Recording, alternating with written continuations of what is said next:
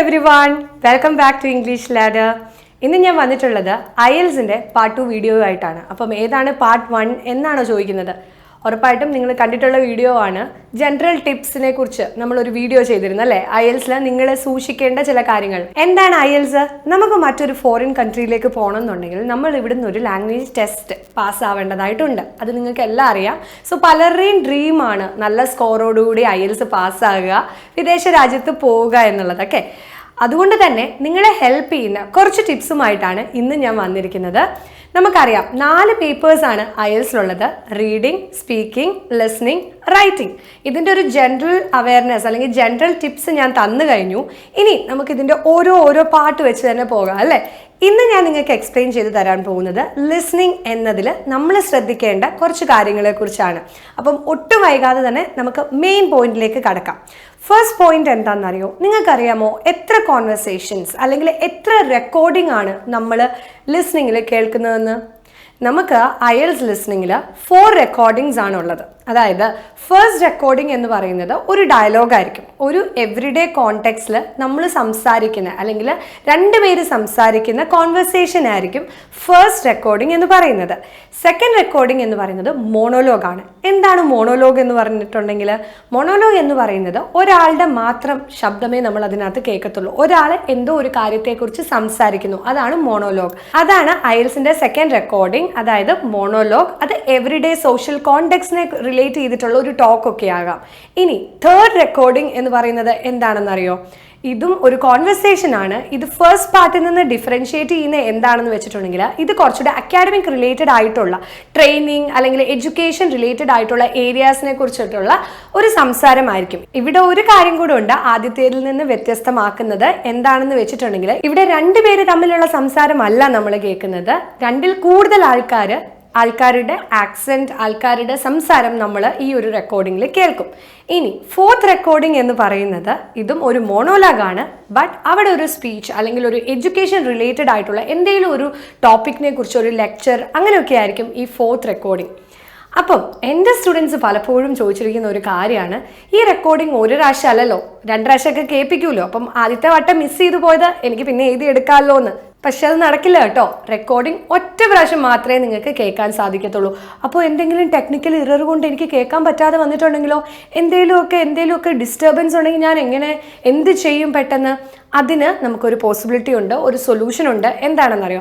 നമ്മൾ 5 മിനിറ്റ്സിനുള്ളിലായിട്ട് എത്രയും പെട്ടെന്ന് തന്നെ നമുക്ക് എന്തെങ്കിലും ഒരു ടെക്നിക്കൽ ഇഷ്യൂസ് ഉണ്ടെങ്കിൽ നമ്മൾ അവരെ ഇൻഫോം ചെയ്യണം, നമുക്ക് കേൾക്കാൻ പറ്റുന്നില്ല എങ്കിൽ. പിന്നെ ഒരു 10 മിനിറ്റ്സ് ഒക്കെ കഴിഞ്ഞിട്ടാണ് നമുക്കിത് ഫീൽ ചെയ്യുന്നത്, ശരിക്കും നമുക്ക് മനസ്സിലായി വരുന്നു, അയ്യോ എനിക്കൊന്നും കേൾക്കാൻ പറ്റുന്നില്ല, സൗണ്ടൊക്കെ ബ്രേക്ക് ആയി പോകുന്നല്ലോ, ഒന്നും പറഞ്ഞിട്ട് കാര്യമില്ല, നമ്മൾ നേരത്തെ ഇൻഫോം ചെയ്യണം. നമ്മുടെ എക്സാം മാറ്റാൻ പറ്റില്ല, നമ്മൾ ആ ഒരു ടെസ്റ്റ് അപ്പിയർ ചെയ്തേ പറ്റത്തുള്ളൂ. സോ എന്തെങ്കിലും ഒരു റെക്കോർഡിംഗ് ടെക്നിക്കൽ ഇഷ്യൂ ഉണ്ടെങ്കിൽ ആദ്യം തന്നെ നിങ്ങൾ അവിടെയുള്ള ആളെ ഇൻഫോം ചെയ്തോളൂ കേട്ടോ. ഇനി നമ്മൾ എന്താണ് ലിസണിങ്ങിൽ ശ്രദ്ധിക്കേണ്ട കുറച്ച് കാര്യങ്ങൾ? നമ്മൾ ഏറ്റവും കൂടുതൽ മനസ്സിലാക്കേണ്ട ഒരു കാര്യമുണ്ട്. ലിസണിങ്, IELTS ലിസണിങ് എന്ന് പറയുന്നത് നമ്മൾ ഒരിക്കലും അവർ പറയുന്ന എല്ലാ കാര്യങ്ങളും മനസ്സിലാക്കുകയല്ല ചെയ്യുന്നത്. നമുക്ക് വേണ്ടുന്ന ആൻസേഴ്സിനുള്ള കീ വേർഡ്സ് ഐഡൻറ്റിഫൈ ചെയ്യാനുള്ള സ്കില്ല് നമുക്കുണ്ടോ എന്നതാണ് വളരെ ഇമ്പോർട്ടൻ്റ് ആയിട്ടുള്ള കാര്യം. അല്ലാതെ ഈ പറയുന്ന എല്ലാ കാര്യങ്ങളും എനിക്ക് മനസ്സിലാകണമെന്ന് യാതൊരു നിർബന്ധവുമില്ല. അവിടെ നിങ്ങൾക്ക് ഏറ്റവും കൂടുതലായിട്ട് വേണ്ട ഒരു കാര്യമുണ്ട്, അറ്റൻറ്റീവ് ആയിരിക്കുക, കീ വേർഡ്സ് അണ്ടർസ്റ്റാൻഡ് ചെയ്യുക എന്നുള്ളത് തന്നെ. അപ്പം ഈ ഒരു പോയിന്റ് മറക്കാതിരിക്കുക. പിന്നെ എൻ്റെ കുട്ടികൾ, എൻ്റെ സ്റ്റുഡൻസ് എന്നോട് ചോദിച്ചിരിക്കുന്ന മറ്റൊരു കാര്യം, ഞാനിപ്പോൾ ഒരു തെറ്റായിട്ടുള്ള ആൻസർ എഴുതി, ഒരു റോങ് ആൻസർ ആണ് ഞാൻ എഴുതിയിരിക്കുന്നത്, അപ്പം എനിക്ക് നെഗറ്റീവ് മാർക്ക് വരുമല്ലേ, എനിക്ക് അവിടെ ഒരു പോയിന്റ് പോവില്ലേ എന്ന്. IELTSന് നെഗറ്റീവ് മാർക്ക് ഇല്ല. നമ്മൾ എഴുതിയിരിക്കുന്ന കറക്റ്റ് ആൻസേഴ്സ് കറക്റ്റും റോങ് ആൻസേഴ്സ് റോങ്ങും ആണ്. അവിടെ നമുക്കൊരു നെഗറ്റീവ് മാർക്ക് എന്ന് പറയുന്ന ഒരു കാര്യമേ ഇല്ല. അതുകൊണ്ട് തന്നെ അത് റിലേറ്റഡ് ആയിട്ട് എനിക്ക് നിങ്ങൾക്ക് പറഞ്ഞു തരാൻ പറ്റുന്ന മറ്റൊരു ടിപ്പ് എന്താണെന്നറിയോ? ഒരിക്കലും IELTSൽ ഒരു ക്വസ്റ്റ്യൻ നമ്പറും എംപ്റ്റി സ്പേസ് ആയിട്ട് വിടാതിരിക്കുക. കാരണം നമ്മുടെ ഒരു വൈൽഡ് ഗസ് ചിലപ്പോൾ കറക്റ്റ് ആവാം, നമുക്ക് അവിടെ ഒരു സ്കോറും കിട്ടാം. സോ ഒരിക്കലും എംപ്റ്റി സ്പേസ് ആയിട്ട് നിങ്ങളുടെ പേപ്പർ ഇടരുത്. ഒരിപ്പം നമുക്ക് 18th ക്വസ്റ്റ്യൻ അറിയത്തില്ല, ബട്ട് നിങ്ങൾ അവിടെ എന്തെങ്കിലും എഴുതണം. കാരണം നമ്മൾ ആ ഒരു കോൺവെർസേഷൻ, ആ ഒരു ഡയലോഗ് കുറേ നേരമായിട്ട് കേട്ടുകൊണ്ടിരിക്കുന്നതാണ്. സോ എന്തെങ്കിലും റിലേറ്റഡ് ആയിട്ടുള്ള എഴുതിയിട്ടുണ്ടെങ്കിൽ മേ ബി അത് കറക്റ്റ് ആവാൻ ചാൻസ് ഉണ്ട്, നിങ്ങൾക്കൊരു പോയിന്റ് കിട്ടാനും ചാൻസ് ഉണ്ട്. സോ അതുകൊണ്ട് തന്നെ എംപ്റ്റി സ്പേസ് ആയിട്ട് ഇടരുത്. പിന്നെ ഈ ഒരു ലിസണിങ് കേൾക്കുമ്പം നമുക്കൊരു ക്വസ്റ്റ്യൻ നമ്മൾ എഴുതിക്കൊണ്ടിരുന്നു, പക്ഷേ അടുത്ത ക്വസ്റ്റ്യൻ വെയിറ്റ് ചെയ്തുകൊണ്ടിരുന്നപ്പം അതിൻ്റെ അടുത്ത ക്വസ്റ്റ്യൻ ആൻസർ നമുക്ക് കിട്ടി. അതിനർത്ഥം നമ്മൾ അതിനിടയിലെ ക്വസ്റ്റ്യൻ മിസ്സായി എന്ന് തന്നെയാണ്.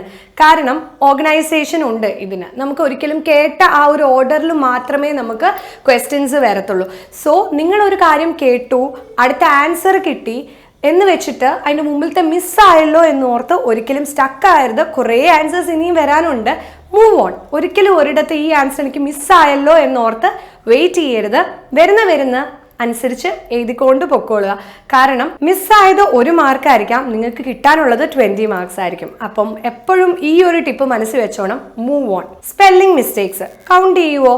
സ്റ്റുഡൻസ് പലപ്പോഴും ചോദിച്ചിരിക്കുന്ന ഒരു ക്വസ്റ്റൻ ആണ്, മിസ്സേ എന്തിനാണ് എനിക്കിവിടെ റോങ് ആൻസർ ഇട്ടിരിക്കുന്നത്?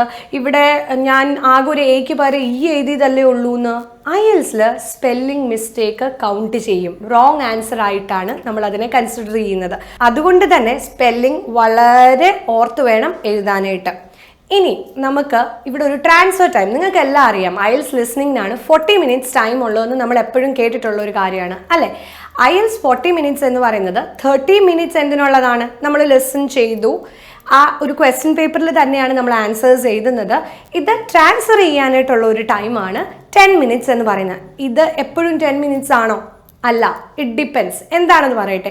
കമ്പ്യൂട്ടർ ഡെലിവേർഡ് ടെസ്റ്റിന് ഒരിക്കലും 10 മിനിറ്റ്സ് ഉണ്ടാകത്തില്ല. നമ്മൾ അപ്പം തന്നെ ടൈപ്പ് ചെയ്ത് പോകുന്നതാണ്. അതുകൊണ്ട് തന്നെ അവിടെ 2 മിനിറ്റ്സ് മാത്രമേ നമുക്ക് ചെക്ക് ചെയ്യാനായിട്ടുള്ള ഒരു സമയം കിട്ടത്തുള്ളൂ. അപ്പോൾ കമ്പ്യൂട്ടർ ഡെലിവേർഡ് ടെസ്റ്റിന് 2 മിനിറ്റ്സും അതിനൊപ്പം തന്നെ പേപ്പർ ബേസ്ഡ് ടെസ്റ്റിന് 10 മിനിറ്റ്സും ആയിരിക്കും നമുക്ക് ട്രാൻസ്ഫർ ടൈം എന്ന് പറഞ്ഞ് ഉണ്ടായിരിക്കുന്നത്. പിന്നെ മറ്റൊരു ഡൗട്ടായിട്ട് പല സ്റ്റുഡൻസും ചോദിച്ചിരിക്കുന്ന ഒരു കാര്യം ഡേറ്റ്സിൻ്റെ കാര്യത്തിലാണ്. ഡേറ്റ്സ് എങ്ങനെയാണ് എഴുതുന്നത്?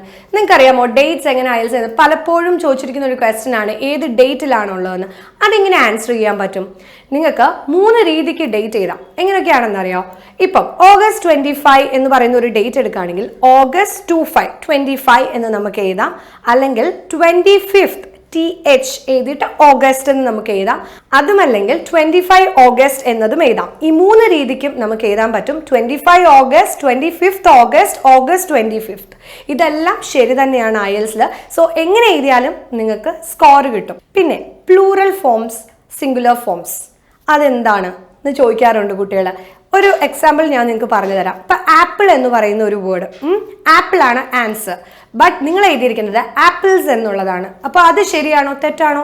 ഒബ്വിയസ്ലി അത് റോങ് ആൻസർ ആണ്. ബിക്കോസ് IELTSൽ നിങ്ങൾക്ക് സിംഗുലറും പ്ലൂറലും മാറ്റി തിരിച്ചറിയാനായിട്ടുള്ള എബിലിറ്റി ഉണ്ടോ എന്ന് ചെക്ക് ചെയ്യുന്നുണ്ട്. സോ അതുകൊണ്ട് തന്നെ അത് വളരെ ഇമ്പോർട്ടൻ്റ് ആണ്. ആപ്പിൾ എന്നാണ് നിങ്ങളുടെ ആൻസർ എങ്കിൽ, അതാണ് ശരിക്കുള്ള ആൻസർ എങ്കിൽ എപ്പോഴും ആപ്പിൾ എന്ന് തന്നെ എഴുതുക, പ്ലൂറൽ ഫോം യൂസ് ചെയ്യാതിരിക്കുക. ഇനി ഇത് റിലേറ്റഡ് ആയിട്ട് തന്നെ പറയാൻ ഞാൻ ആഗ്രഹിക്കുന്ന ഒരു ടിപ്പ് എന്താണെന്നറിയോ?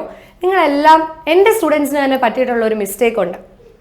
ക്വസ്റ്റ്യൻ കേട്ടു, നമ്മൾ പെട്ടെന്ന് ആൻസേഴ്സ് എല്ലാം എഴുതി, എനിക്കെല്ലാം ഈസി ആയിരുന്നു. പക്ഷെ സ്കോർ വന്നപ്പോഴേക്ക് 6.5 ഒക്കെ ഉള്ളൂ. ആളെല്ലാം എഴുതിയിട്ടുണ്ട്. എന്താണ് പറ്റിയെന്നറിയോ? ഈ മൾട്ടിപ്പിൾ ചോയ്സ് ക്വസ്റ്റ്യനുകളിൽ ABCD ലെറ്റർ എഴുതാനായിരിക്കും നമ്മളോട് ചോദിച്ചിരിക്കുന്നത്. പക്ഷേ നമ്മൾ ആൻസർ ഫുള്ളായിട്ട് എഴുതിയെടുത്തു. അത് ചെയ്യാൻ പാടുണ്ടോ? പാടില്ല. കാരണം ലെറ്റർ എന്ന് പറഞ്ഞാൽ ലെറ്റർ ആണ് എഴുതേണ്ടത്, വേർഡ് എന്ന് പറഞ്ഞാൽ വേർഡ് ആണ് എഴുതേണ്ടത്. സോ ഇവിടെ എന്തായിരുന്നു നിങ്ങൾ ശ്രദ്ധിക്കേണ്ട ഒരു കാര്യം? ഇൻസ്ട്രക്ഷൻസ്. അവിടെ വ്യക്തമായി പറഞ്ഞിട്ടുണ്ട് നിങ്ങളോട് എന്താണ് ചെയ്യേണ്ടതെന്ന്. അപ്പം നിങ്ങൾ തീർച്ചയായും ഏറ്റവും ഇമ്പോർട്ടൻ്റ് ആയിട്ട് ചെയ്യേണ്ട ഒരു കാര്യം read the instructions. That is very important. ഇത് റിലേറ്റഡ് ആയിട്ട് തന്നെ ഞാൻ പറയാൻ ആഗ്രഹിക്കുന്ന ഒരു കാര്യമാണ്. നിങ്ങൾക്ക് റെഗുലർ ആയിട്ട് വരുന്ന ഒരു ക്വസ്റ്റ്യൻ ആണ്, no more than 2 words and or 2 numbers. ഇവിടെ അവരെന്താണ് ഉദ്ദേശിക്കുന്നത്? 4 രീതിയിൽ നമുക്ക് ആൻസർ എഴുതാൻ പറ്റും. ഇവിടെ ഫസ്റ്റ് എന്ന് പറയുന്നത് 2 വേർഡ്സ് ആൻഡ് 2 നമ്പേഴ്സ് നമുക്ക് എഴുതാൻ പറ്റും. അല്ലെങ്കിൽ 2 വേർഡ്സ് ആൻഡ് 1 നമ്പർ എഴുതാൻ പറ്റും. അതുമല്ലെങ്കിൽ 1 വേർഡ് ആകാം ആൻസർ. അതുമല്ലെങ്കിൽ 1 വേർഡ് ആൻഡ് 1 നമ്പറും ആകാം. സോ ഈ രീതിയിലൊക്കെ ആൻസർ എഴുതാൻ പറ്റും. പക്ഷെ ഇൻസ്ട്രക്ഷൻസ് നോക്കുക. നമ്പർ ആണോ, നമ്പേഴ്സ് ആണോ, 2 ആണോ, 1 ആണോ, ആൻഡ് ഓർ ആണോ, ഇങ്ങനെയൊക്കെ വളരെ ഇമ്പോർട്ടൻ്റ് ആണ്. ഇങ്ങനെ ചെറിയ കാര്യങ്ങൾക്കൊക്കെ മാർക്ക് പിടിക്കുമോ എന്ന് ചോദിച്ചാൽ തീർച്ചയായും IELTSൽ മാർക്ക് പിടിക്കും. നിങ്ങൾക്ക് മാർക്ക് കിട്ടില്ല, നല്ല സ്കോർ കിട്ടില്ല. അപ്പം ഇതും എപ്പോഴും മനസ്സിൽ വെച്ചോളുക. എത്ര ആക്സെൻറ്റുകൾ ഞാൻ ഇതിനകത്ത് കേൾക്കും, അല്ലെങ്കിൽ ഒരു നേറ്റീവ് ഇംഗ്ലീഷ് ആണോ ഞാൻ ഇതിനകത്ത് കേൾക്കുന്നത്? തീർച്ചയായും അതെ, നേറ്റീവ് ഇംഗ്ലീഷ് ആണ് നമ്മൾ ഈ റെക്കോർഡിംഗ് ഫുള്ള് കേൾക്കുന്നത്. ഡിഫറെൻറ്റ് വെറൈറ്റീസ് ഓഫ് ആക്സെൻറ്റ് നമുക്ക് ഇതിനകത്ത് കേൾക്കാൻ പറ്റും. കാരണം ഇതൊരു നമുക്കറിയാം ഇൻ്റർനാഷണൽ ടെസ്റ്റാണ്. അതുകൊണ്ട് തന്നെ ഡിഫറെൻറ്റ് ആക്സെൻറ്റുകൾ ഉൾപ്പെടുത്തിയാണ് ഇവർ ഈ ടെസ്റ്റ് ഫോം ചെയ്തിരിക്കുന്നത്. സോ ലിസണിങ് എന്ന് പറയുന്നത് വളരെ വാസ്റ്റ് ആയിട്ടുള്ള ഒരു ഏരിയ ആണ്. ഒരുപാട് ടിപ്സ് ഉണ്ട് അത് റിലേറ്റഡ് ആയിട്ട് പറഞ്ഞു തരാനായിട്ട്. ഇതൊരു ജസ്റ്റ് ഒരു സ്റ്റാർട്ടിങ് മാത്രമാണ്. ഇത്തരത്തിലുള്ള ലിസണിങ്ങും ബാക്കി പേപ്പേഴ്സിന്റെ എല്ലാ ഡീറ്റെയിൽസുമായി അവിടെ ശ്രദ്ധിക്കേണ്ട കാര്യങ്ങളുമായി മറ്റൊരു IELTS വീഡിയോയുമായി തീർച്ചയായും ഞാൻ ശ്രുതി നിങ്ങൾക്ക് മുൻപിൽ വരുന്നതാണ്. Till then it's bye from me. Take care.